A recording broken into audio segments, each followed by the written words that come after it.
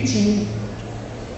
Mateus 21, versículo 16 é o que nós leremos, mas o texto deve ficar aberto para que a gente fique preso a ele, ao sentido que está sendo apresentado aí. Então, abra sua Bíblia, Mateus 21, verso 16. É uma passagem muito conhecida, nós lembramos e temos ela na memória, o seu contexto, mas as expressões do texto vão poder nos ensinar muitas coisas para esse momento que temos de reflexão na palavra.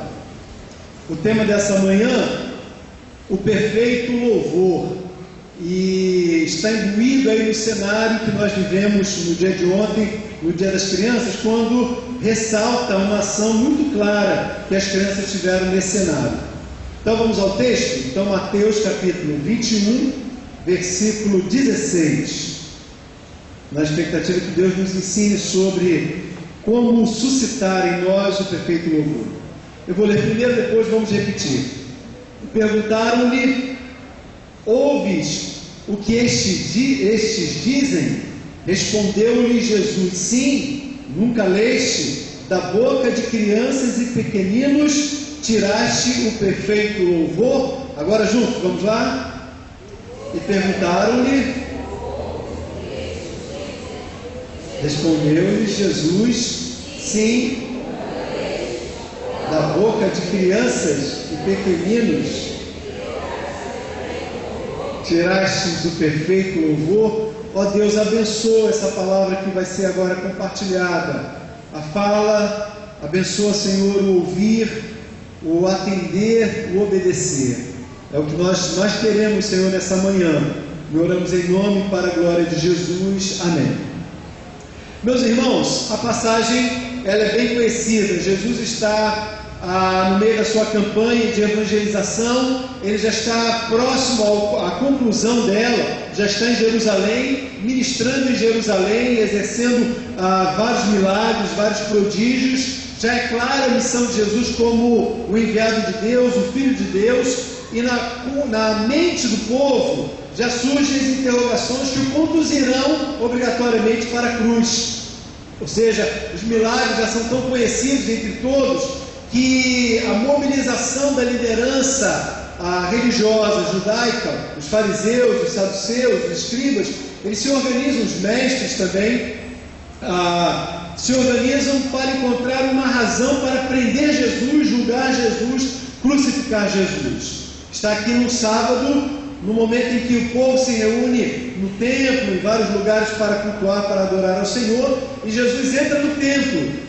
E quando ele encontra aquela cena cotidiana, já irado, revoltado com aquilo, ele tira o seu cinto e começa a destruir tudo, mandar os cambistas para fora, os que vendem animais, pombinhas, rolas, animais grandes, animais de pequeno porte, vai tudo para fora. É uma confusão, irmãos, e naquele cenário, coxos, cegos, leprosos se dirigem a ele e ele vai curando de uma em uma pessoa, e aquilo vai causando um espanto, um terror, se podemos assim colocar, uma expectativa tremenda. Quem é este homem? No meio daquela cena, poeira, fumaça, pena de animais, de aves, todo aquele tumulto que está acontecendo, pessoas sendo curadas, glorificando a Deus. As crianças formam como se fosse um pequeno coral e começam a glorificar a Deus e a gritar: filho de Davi, Hosana a ti, Hosana, filho de Davi, Hosana, filho de Davi. E aquilo causa então, irmãos, um espanto no coração dos que não queriam se render a Jesus. E aí então os sacerdotes, os fariseus, os saduceus se mobilizam e indagam a Jesus: estás vendo o que essas crianças estão cantando, apontando para ti como Filho de Deus? Aí então a resposta que Jesus dá àquelas pessoas: nunca lestes que da boca de crianças e pequeninos tirastes o perfeito louvor? Uma menção ao Salmo capítulo 8, verso 2. O que esse texto, irmãos, nos ensina? Que Jesus viu naquelas crianças, desse contexto, desse cenário, de tantas coisas acontecendo na chamada purificação do templo, que pode nos ensinar a respeito de como suscitar nos nossos corações um perfeito louvor nessa manhã em nossas vidas. O texto tem grandes lições. Eu vou extrair a primeira delas, baseada no versículo 13. Disse-lhes, está escrito: a minha casa será chamada casa de oração, mas vós a tendes convertido em covil de ladrões. A primeira coisa então que esse texto aponta para a nossa vida, que mostra-nos como nós levantarmos, chamarmos, evocarmos para nós uma vida de perfeito louvor, é aquilo que o texto está nos ensinando, que é através de uma vida de relacionamento com Deus. Jesus, irado com o que está acontecendo na igreja, no templo daquele momento, diz que o nome da casa de Deus é: a minha casa será chamada de quê, irmãos? Casa de oração. Casa de oração. Oração tem a ver, é um sinônimo para um relacionamento íntimo com Deus. E uma passagem que vai clarificar muito isso, Michael pode nos ajudar, Mateus capítulo 6, versos 5 a 8. A gente vai ler nessa tradução, porque aí fica em compacto e em conjunto. Vamos lá, Michael? Mateus capítulo 6, 5 a 8. Vamos juntos? E quando orardes, não sejais como os hipócritas, pois gostam de orar em pé nas sinagogas e às esquinas das ruas, para serem vistos pelos homens. Em verdade vos digo que já receberam a sua recompensa. Mas tu, quando orares, entra no teu quarto e, fechando a porta, ora ao teu pai que está em secreto, e teu pai que vê em secreto te recompensará. Vamos?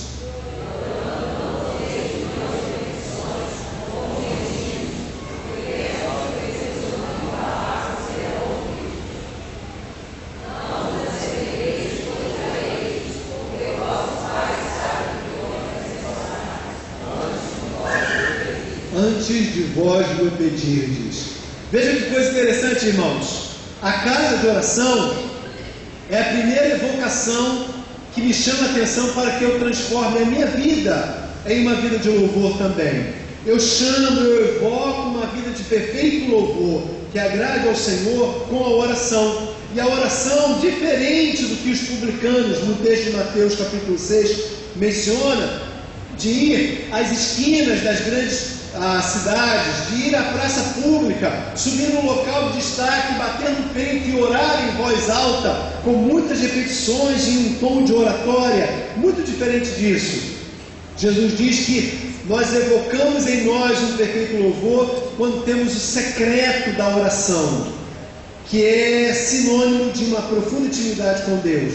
O texto que nós acabamos de ler ali, de Mateus 6, 5 a 8, está falando de orar num quarto fechado, em porta fechada, diferente da oração pública em praça pública. Fala de orar ao Pai em secreto, em sigilo, diferente da oração feita em público para que todos vejam. Não tem nenhum erro orar em praça pública, mas o sentido é que os publicanos faziam para exibição diante dos homens, quando o texto chama, dizendo que essa oração que produz um perfeito louvor, ela é feita numa intimidade secreta com Deus. Diz o texto que o teu Pai que vem em secreto te recompensará. O que dá a entender que quando não é em secreto, não há essa recompensa, nesse sentido de intimidade com Deus. O texto fala de não usar de repetições vãs, como o texto chama, como que um esforço a mais para convencer a Deus, diferente daquela oração encostada, oração de uma retórica ou oratória, que na verdade não convence ao coração de Deus. O texto também fala de um Pai que conhece as petições antes mesmo de nós a declararmos. Está falando então, irmãos, que a oração que evoca um perfeito louvor em nós está dizendo de um relacionamento que eu e o Pai nos aprofundamos e nos conhecemos. Eu não sei se você chegou a ter na sua vida, no presente ou lá atrás, espero que pelo menos no futuro venha a ter, né? Um amigo, mas um grande amigo, uma grande amiga, que você por olhar, sem falar nada, por olhar a pessoa, você percebe que está no coração dela, né? Quando a gente vai desenvolvendo amizade, conhecimento, aproximação, quando uma pessoa está triste, você olha no olhar da pessoa e você sente, ela não precisa dizer. Nós estamos falando de quê, irmãos? De intimidade. Se há uma coisa que esse texto evoca para que eu tenha o perfeito louvor e intimidade com Deus através da oração.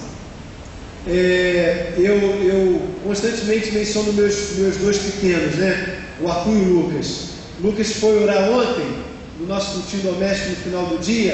Ele sempre pede para orar, né? Na hora do almoço, do jantar, qualquer momento. Quero orar. A oração dele é muito engraçada, é meio que brincando, etc. Mas eu costumo dizer aos meus filhos que Deus gosta da oração de criança. Papai do céu gosta, porque é uma oração bonita, que agrada a Deus. Lucas orou, Papai do céu, abençoa a televisão do Pedrinho, primo dele, né? Que ele ganhou muito caro, Papai do céu. Abençoa o Arthur para ele parar de fazer desobediência, né, pai? Senhor, Papai do céu, me ajuda a comer mais. Porque a gente briga com ele que ele tem que comer mais, né? E ele vai conversando, ele vai papeando. Quando ele termina, então ele se prolonga muito, né? Aí eu o Rosemary falando assim, em nome de Jesus, amém. Aí em nome de Jesus, amém, é o sinal, né? Sempre ele termina assim, pai, eu orei bonito, mãe, eu orei direitinho, porque ele quer agradar, né? Ele não entende ainda que Deus é esse que morreu na cruz, que não está ali, o Deus Pai que ele vê, infelizmente é essa coisa aqui na frente dos irmãos, muito aquém de um pai amoroso que o ama tanto. Mas irmãos, ele está aprendendo, e Lucas está conhecendo o que agrada e o que não agrada a Deus. Ora, meus irmãos, quando Lucas acaba de orar, e isso alegra muito meu coração, imagina o coração de Deus. A gente deve olhar para essas crianças e conhecer de uma relação pura, transparente, despida, desnudada, corpo aberto, coração rasgado, para um Deus que vê você em secreto e que se relaciona, antes de se relacionar em público, em uma multidão, em uma pleia de pessoas, ele se relaciona na minha intimidade. Então, irmão, se eu quero uma vida que evoca um perfeito louvor, e nós estamos aplaudindo esses meninos que batem tempo, envolvem dedicação, os professores que ministram insistem com eles para o perfeito instrumento, o perfeito tom sonoro, etc. Mas, irmãos, mais do que o tom certo, é o coração certo. Agora você pega isso e compara com o que se praticava no templo, quando Jesus destrói tudo, manda todo mundo embora e elogia os lábios e o coração daquelas crianças.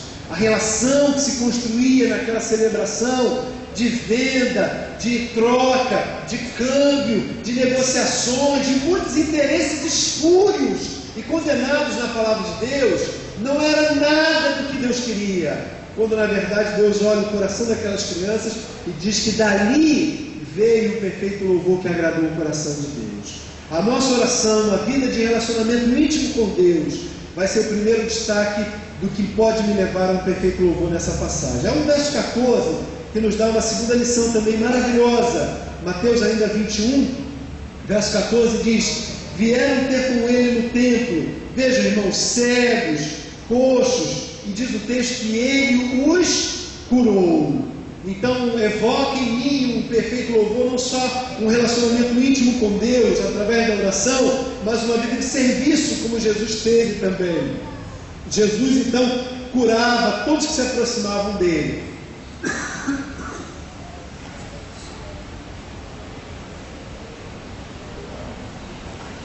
Naquele cenário de troca, de tantos interesses da celebração do templo, a gente poderia se perguntar: por que Jesus curava tantas pessoas? Ou então, uma outra pergunta: o que poderia ganhar um sacerdote ou qualquer nome daqueles, fazendo o que Jesus fizera por aqueles cegos, coxos e doentes? Meus irmãos, provavelmente eles tirariam partidos para si de muitos interesses que ganhariam com aquelas curas. Mas Jesus não tinha interesse em marketing pessoal, Jesus não queria impressionar aquelas pessoas, Jesus não queria fazê-los admirá-los mais ou menos.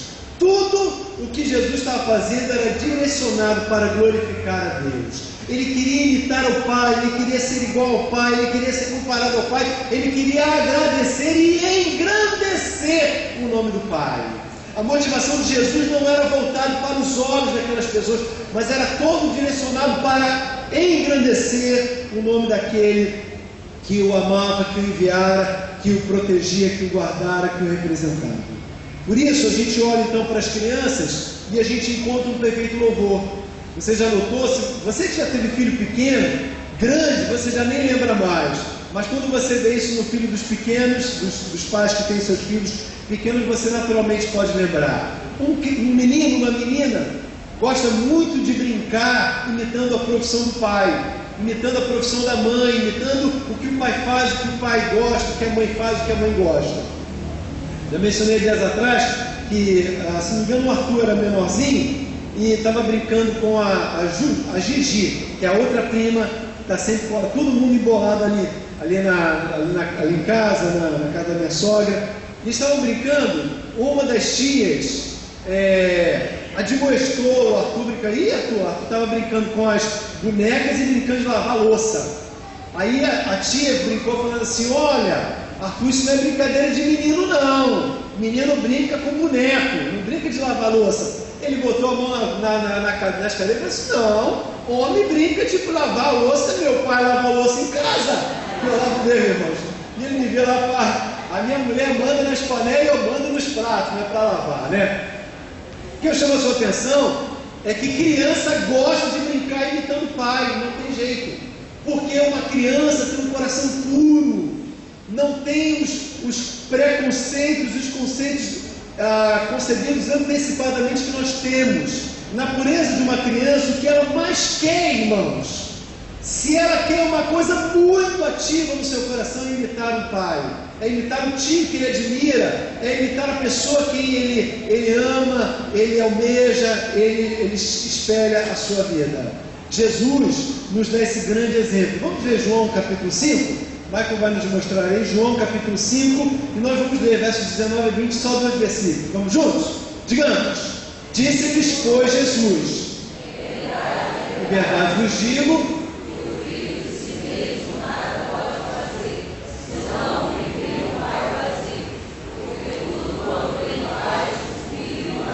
igualmente, porque o Pai ama o Filho e mostra-lhe tudo o que ele mesmo faz, e maiores obras do que estas lhe mostrará, vos maravilheis.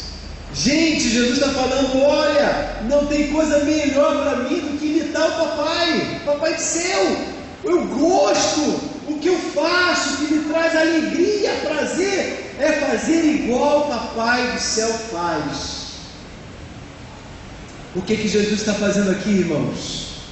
É o que eu e você temos que fazer.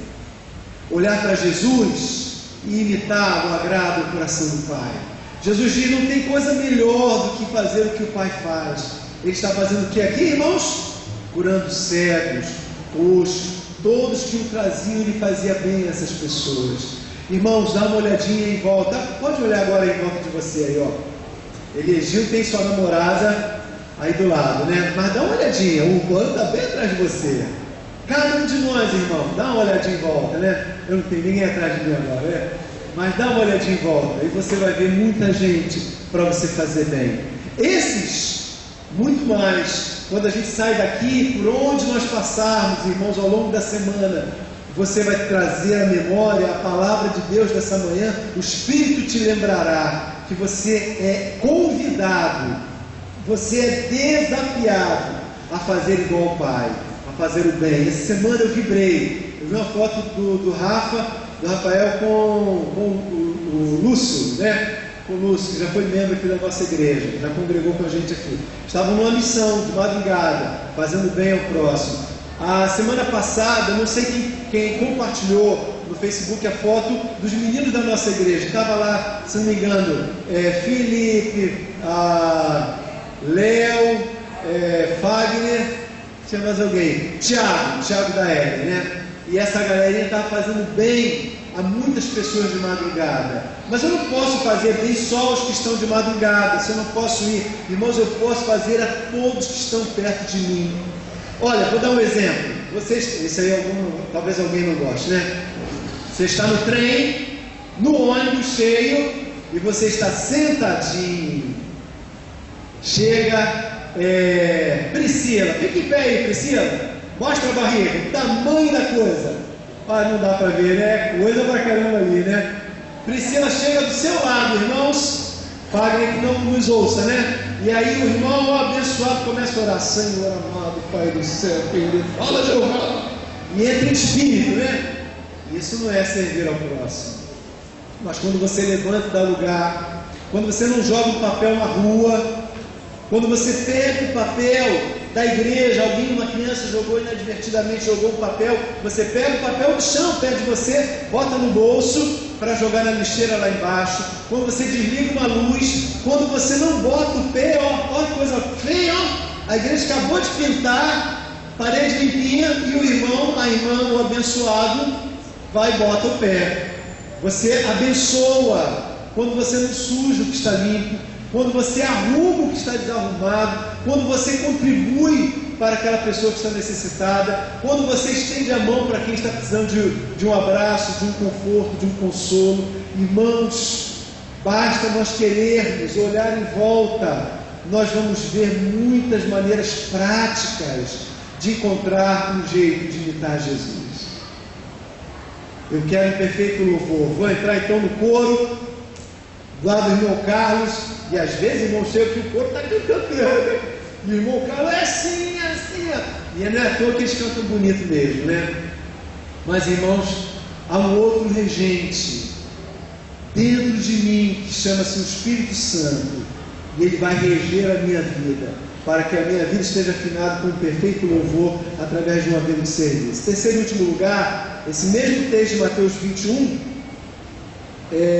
versos agora 15 e 16. Nessa minha tradução diz assim: vendo então os principais sacerdotes, os escribas, as maravilhas que fazia, e as crianças clamando no templo: Hosana ao filho de Davi, Hosana, Hosana ao filho de Davi, Hosana ao filho de Davi, eles ficaram indignados e perguntaram-lhe: ouves o que estes estão dizendo? Respondeu Jesus: claro, eu sou surdo, sim. Nunca lestes que da boca das crianças e pequeninos tirastes o perfeito louvor?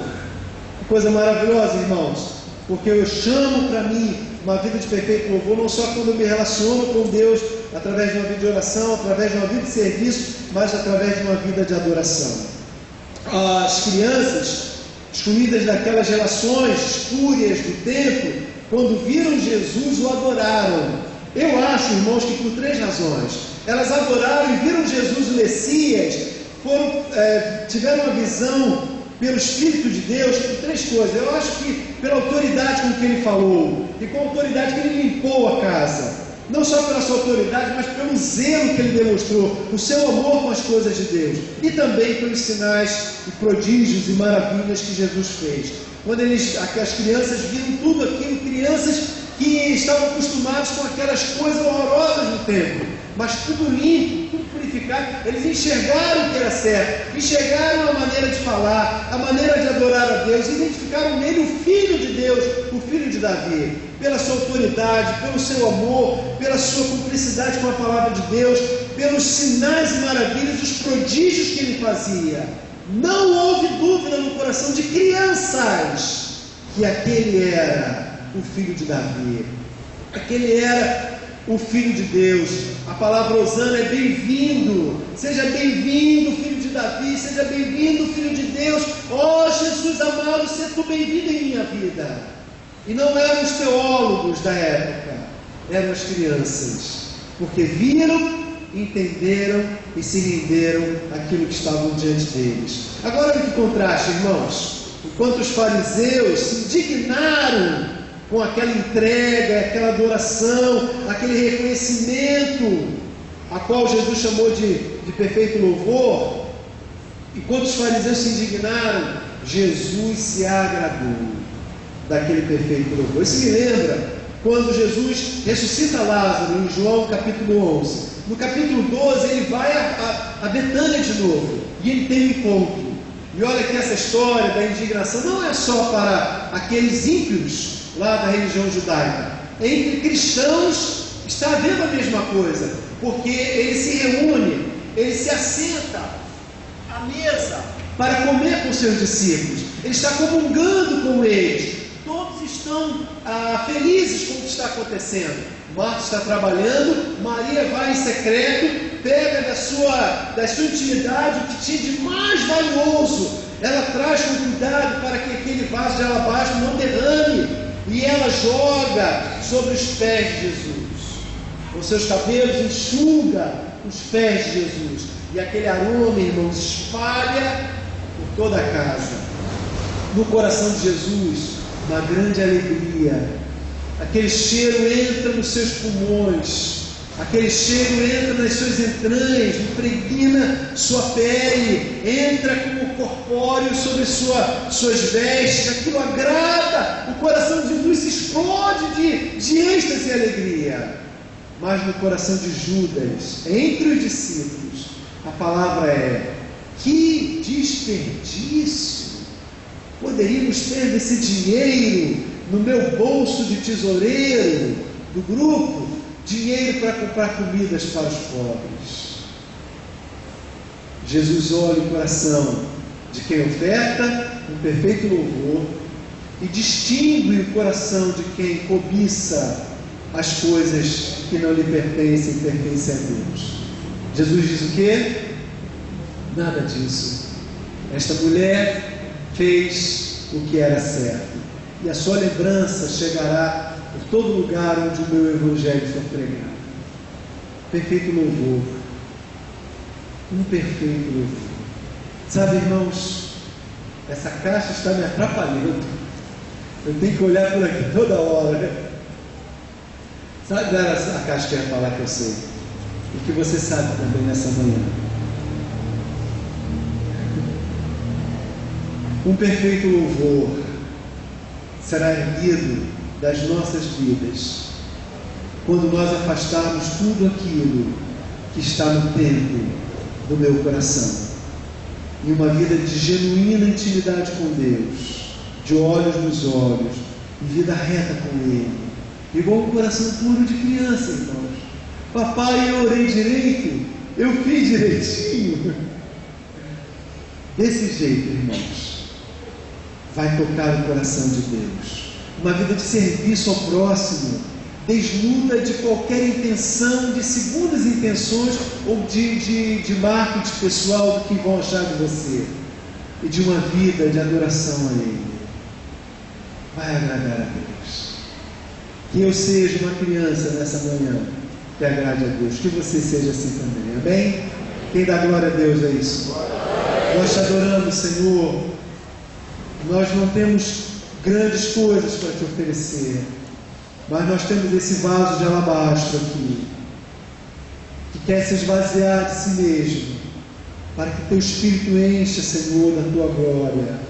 Que sejamos, ó Deus, poderosamente usados nessa geração para representar Jesus, para expelir os demônios, para que a nossa presença seja tão poderosa, visível o nome de Jesus entre os homens, que as pessoas tenham vergonha de pecar, de falar maledicência, que não haja na minha mente pornografia, que não haja na minha mente cobiça, que não haja na minha mente, Senhor, ressentimento guardado contra o outro, mas que haja a oportunidade de uma vida restaurada que agrade a Ti. Ó Senhor, nós agradecemos o Teu grande amor, Senhor, por nós, cantado nessa manhã de forma tão bela. Nós também Te amamos, Senhor. E tal como morreste na cruz por nós queremos declarar nessa manhã que nós Te amamos, Senhor. Nós Te amamos, nós não temos coisa, não temos ouro nem prata, mas, Senhor, o que nós temos, que é Jesus, queremos dar ao mundo numa vida de serviço. Perdoa-nos, Senhor, quando retemos em nossas mãos o dízimo. Perdoa-nos quando nós retemos em nossas mãos, Senhor, o que é do outro. Perdoa-nos, Senhor, quando retemos em nossas mãos os dons que nos deste, ó Deus, por mesquinharia, por sentimentos, por vanglória, por partidarismo. Ó Jesus, com Teu Espírito Santo, Senhor, Cria nos nossos corações nessa manhã um coração como daquelas crianças que clamam, que declaram, que profetizam, que assumem: ó Senhor Jesus, hosana, seja bem-vindo, limpa, produz uma nova vida, Senhor, uma nova mente. Ó Senhor, cura, transforma, opera entre nós. Espírito de Deus, que habita entre nós agora, inculque em nossas mentes a Tua palavra. Crie em nós, ó Deus, uma insatisfação com o que temos vivido diante de Ti, e dá-nos uma profunda e grande intimidade contigo.